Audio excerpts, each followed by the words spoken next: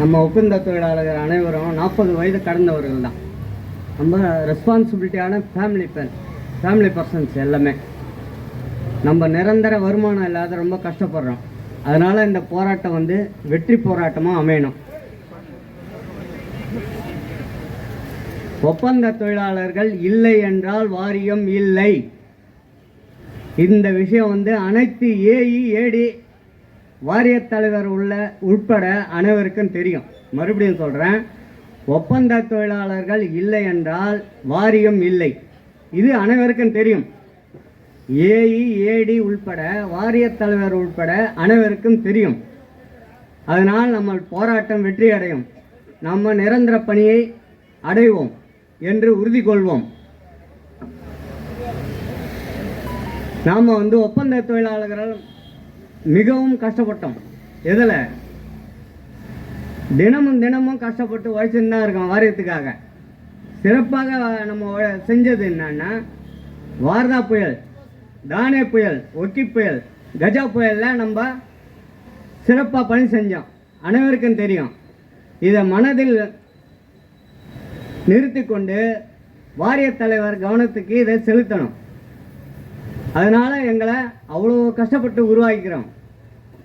கஜா புயலில் பயங்கர கஷ்டப்பட்டோம், உழைச்சோம், புதுசாக உருவாக்கணும்.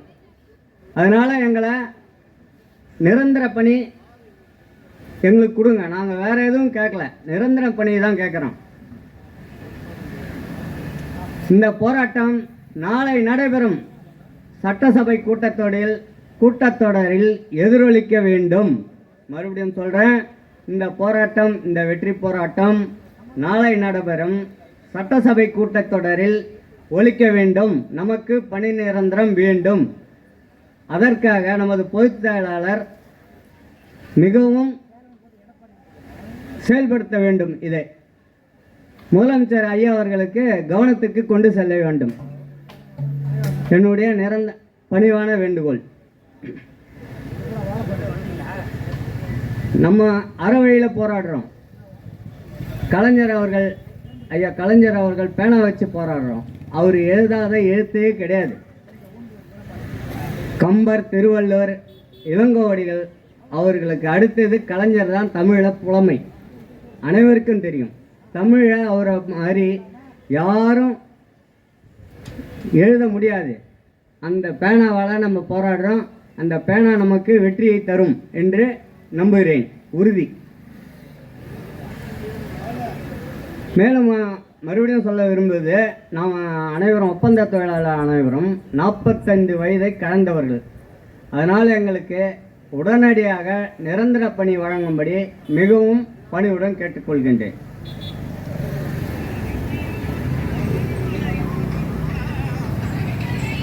அனைவரும் ஒற்றுமையுடன் போராடி நாம் நிரந்தர பணியை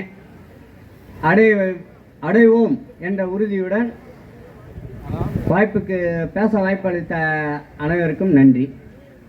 போராடுவோம், வெற்றி பெறுவோம். போராடுவோம், வெற்றி பெறுவோம். போராடுவோம், வெற்றி பெறுவோம். நாளை நமக்கு பணி நிரந்தரம் உண்டு என்ற நம்பிக்கையுடன் முழக்கமிடுவோம். நம்ம இந்த போராட்டமானது வெற்றி போராட்டம்.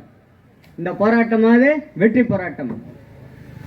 அனைத்து ஒப்பந்த ஊழியர்களுக்கும், என்னுடைய நண்பர்களுக்கும் அனைவருக்கும் நன்றி, வணக்கம்.